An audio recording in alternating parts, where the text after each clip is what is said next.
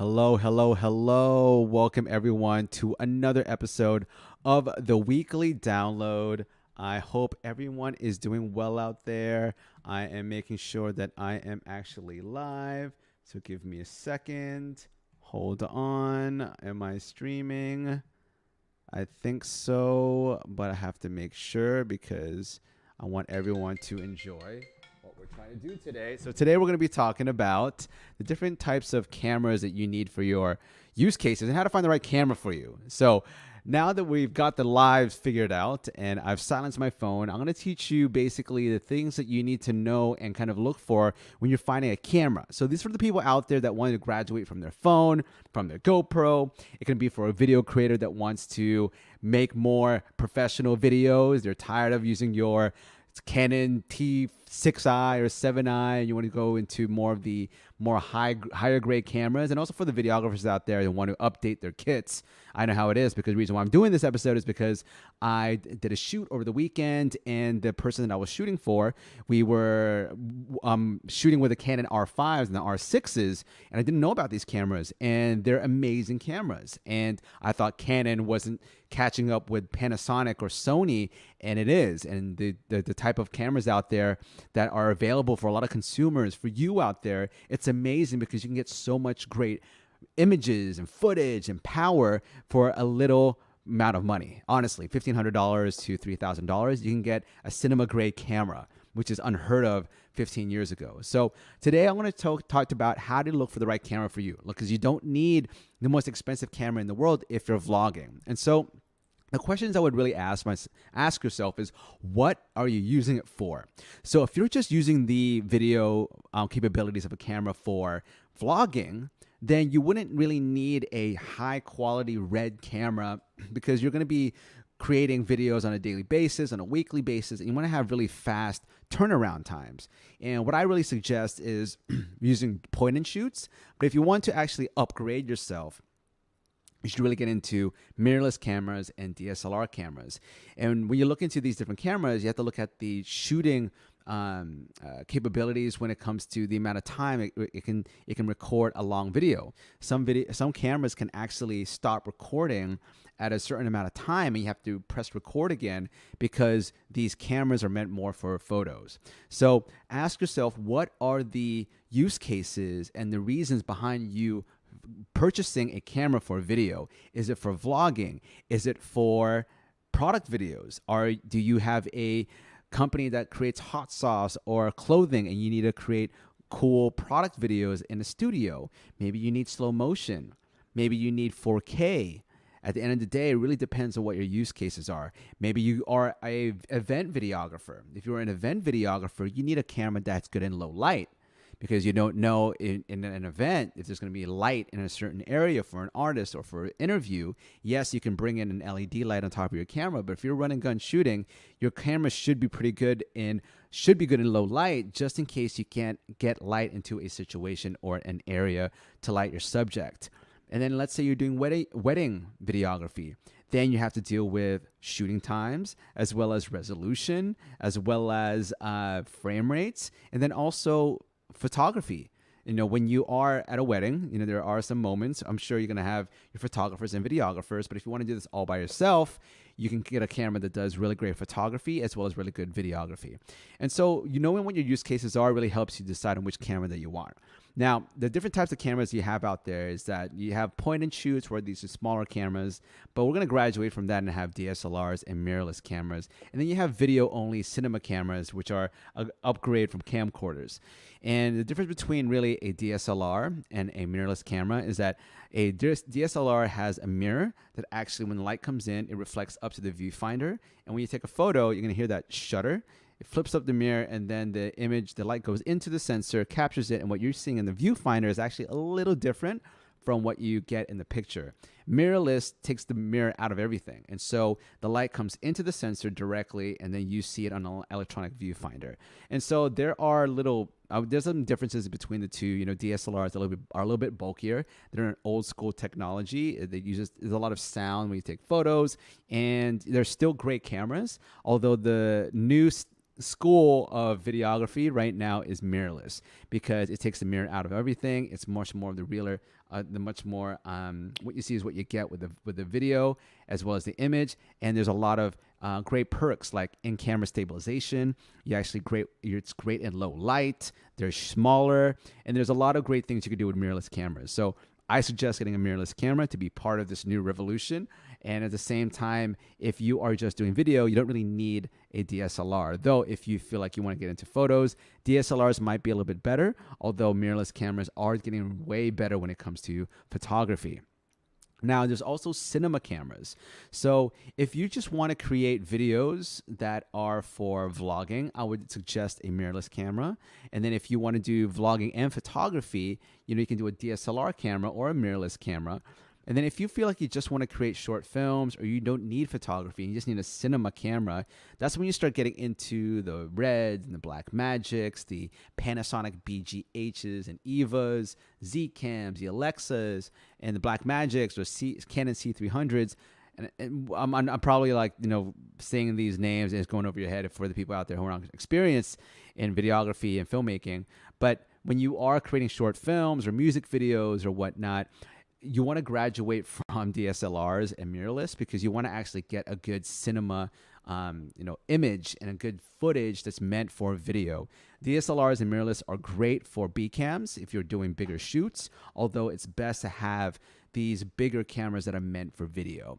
So a lot of the music video directors or DPs out there, or camera ops, it's best to rent out a Red or an Alexa or a Sony FS7, Sony Venice, whatever it is. These are much more the higher end video cameras. So today it's more about the people who just want to create videos for their business or for vlogging, for their brand, and the type of cameras that I feel like you should get are actually DSLRs and mirrorless, but I would go towards mirrorless. And some of the suggestions that I have, just doing a lot of research and seeing the past weekend what I really wanted to get, but also did some shopping and some window shopping the past couple of days. And I like the Canon R5s and R6s. The reason why is that Canon has a really great selection of lenses, and so you get to get access to the Canon L lenses. I love the Canon L lenses. If you have any idea about photography and also videography in the past decade or two, L lenses are really great prime lenses for great images, and a lot of people use them. And then you can get into the Canon Cine lenses as well. But when it comes to just amateur and prosumer lenses, L lenses are great. They're great prime lenses, and I think when you have a Canon, it allows you to actually use those type of lenses. I like the R5 and I like the R6. The Canon R5 allows you to shoot in 8K, but it might be too much for most people. The R6 is a great consumer-friendly version of the R5. You also have the Canon 1DX and the Canon 5D Mark IV, but I like the R5, the R6 and R5 because they're mirrorless, and also Canon M5 as well. My favorite is Panasonic. I'm a Panasonic GH5 user. I'm also a Panasonic GH4 user, and I'm going to stick with Lumix. The Lumix, to a lot of DPs, and a lot of people out there have talked to me about this. People enjoy, DPs or professionals enjoy the look of a Lumix. It just has a different color palette, color range, and sensor than the Sony or the Canon. And for me, I just like the Panasonic. It's actually, you get more bang for your buck and more value with how much you spend. I like the Canon GH5. There's a new GH5 II out right now. So there's a GH5S. But the new ones that I really like right now are the S1H and the S5. The reason why is the Panasonic S1H is a Netflix-approved camera. So that's really important for a lot of filmmakers out there. And just in general, for me, I want to be on Netflix. I wouldn't, if I had a documentary and I happen to be shooting it on S1H and I can submit it into Netflix, it's a Netflix-approved camera. So if you go online and look up Netflix-approved cameras, you can, if you are a filmmaker or anyone who wants to have these Netflix-approved cameras, it's a great bar to set yourself so that if in case you get hired to shoot something or you want to shoot something and you have a crew, you need a B cam, whatever it is, it's great to have a Netflix approved camera. And that's a Panasonic S1H, and it's only $3,000. I think 3,500 or 4K. It's pretty amazing. And then you have the Panasonic S5, which is half of that, about 1,600. And it has the same kind of capabilities as the S1H, but not as much because it's not expensive. But what's great about the S5 is that you can do, you can shoot in 4K, 60 frames per second. You can also have a Ninja V, an Atomos Ninja V external HDMI recorder, so you can have Apple ProRes and uncompressed files. And I believe you can also output to 6K, which is great because now everyone's getting into 4K images or 4K footage. So now we're going to be graduating to 6K in the next 5-10 years. And so other than those two, the ones that are, of course, the most popular are the Sony A7S2, A7S3. This has been around for ages, and people are waiting for the A7S 4. But the Sony A7S3 is one of the most versatile cameras out there, and it's most known because of low light. It's the best low light camera for a lot of videographers out there, and great photography as well.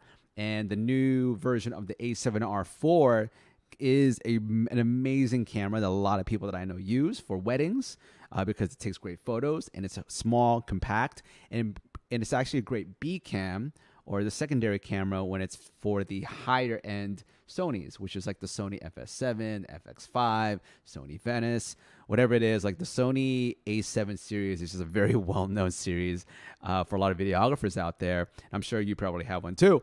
And if you want a B cam for these cameras, you got a Sony A67C or A7 6400. And then for me, Blackmagic right now has been this dark horse that has created these cameras that a lot of people like and adore. And the newest one in the past 2-3 years has been the Blackmagic 6K. And it's this big. It's pretty small, kind of small, relatively small. And you can get 6K, resolution. It shoots in RAW. So what that means is that it's not a compressed image. And so that you have a lot of information and you have a really great looking image. The drawback is that it's only in the Blackmagic codec or in the file form. So you need a lot of different types of software to actually read the files and also transfer the files and convert the files so you can edit them. It's a little bit of a pain in the ass. That's why I'm not really the big fan of Blackmagic unless I have an editor that's going to do it all for me. And the best runner-up for that, I think, is the Fujifilm X-T4. I keep seeing this on all the boards. It's like a really great camera. I haven't used it, so I don't really have much experience. And the Nikon Z6 II.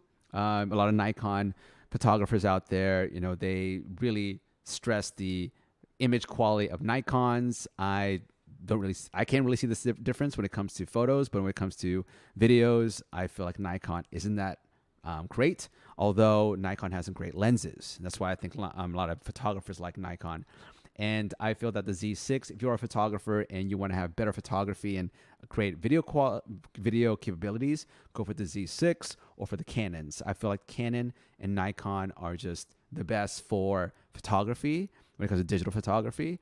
And of course, you go to Hasselblad and much more extremely expensive cameras. I'm not a photographer, so I might be talking out of my ass. There's better brands out there. But when it comes to video, I feel that Canon is the best cross over for photography and video. And if you want to have a camera that does the best photography, best video, it's Canon's as well as Panasonic. I love the Sony A7 series, but they do run into a lot of problems. It's a little hard to understand the codecs when it comes for beginners, but it is something that a lot of people use. And so back to the whole idea of like finding out what kind of cameras are right for you. I just gave you some, some ideas right there. It comes down to your use cases. Ask yourself, what are the use cases? And also, do you need to take photos and video? Or you need to just take more videos and photos and more photos and video? It's good to have that cross. Or you're just doing video. Are you going to be in low light? So if you're an event videographer, are you going to be in low light out and about? Or are you going to be in a studio? So you don't really need low light capabilities. And of course, do you want it to be a rugged camera, a camera that you can be out in the traveling? If you're doing National Geographic, Planet Earth, David Attenborough type of videos or photography, are you going to be out there in the Serengeti, filming and shooting lions, but not shooting and getting their pelts and and killing them. I mean, shooting photography. Okay. So do you need a rugged camera so that it can actually withstand extreme weather as well as being dropped if you're out and about, or if you're going to be inside most of the time, you don't need a rugged camera. A lot of the Canons are very rugged. Do you need slow motion? I think slow motion is great for fashion videos, great for product videos. It's great for lifestyle videos, music videos, and whatnot. But sometimes you just need a vlog. And most of the time, it's either vlogging or interviews or doing mostly like live streams or whatnot connected to your mirrorless. So that in turn, it gives you access to the cheaper cameras, but with 4K capabilities. You don't need slow motion. You can get cheaper cameras that don't have slow motion. And also you can do a lot without slow motion, but I like slow motion. And other than that, it's kind of like knowing why you are buying the camera. And so cameras are going to be an investment that's going to be changing a lot. Like for me and my GH5, I got the GH5, and then 6 months later, some amazing camera comes out. 1 year later, all these amazing cameras come out, and then my GH5 is super old now. And so really know why you're buying the camera, because you're going to be sticking with that camera for a long time. Okay, I believe in having cameras more than 3, 4, 5 years. Although there are a lot of gearheads out there who trade out their cameras every year, and I don't really see a problem in both philosophies. I just like my technology and things that I buy to last longer than just 1 year. But we're in this stage where everything is very disposable. But that's another conversation. So know why you're investing into a camera. Just because your camera is going to be part of you in your videography career for the next 2-3 years. And that when you do invest and buy a camera, just make sure that you know how to use it. But so I always tell people, rent it before you buy it. Go to Sammy's if you're in LA. Go to your local camera house. Just look up camera house and rent it. Rent a camera. Go on sharegrid.com, rent it from someone on there, and look at the camera, feel it out, see if it's right for you, and if it's this type of camera that you can figure out, and the type of camera that's going to give you the video that you want and need. All right. So that right there was kind of a breakdown of trying to figure out the different elements that's going to help you make the right camera purchase, as well as a lot of new cameras that are out right now that you can purchase. I feel like are great, or at least rent first before you purchase. And really at the end of the day, know why you're creating the videos, what kind of use cases they are, and if you need photos and videos or just video. All right. Hopefully that was helpful. I did a lot of riffing right there because I love cameras and gear, and I get a lot of gear envy. I had some gear envy over the weekend because I was working with someone that had some really great gear, and I'm just on Amazon and B&H Photo just doing a whole shopping cart binge and then just saving it for later. Anyways, thanks so much for watching. Again, leave a comment below. Send me an email, Mitchel@videocontentschool.com if you have any questions, and I'll see you next Monday. Bye.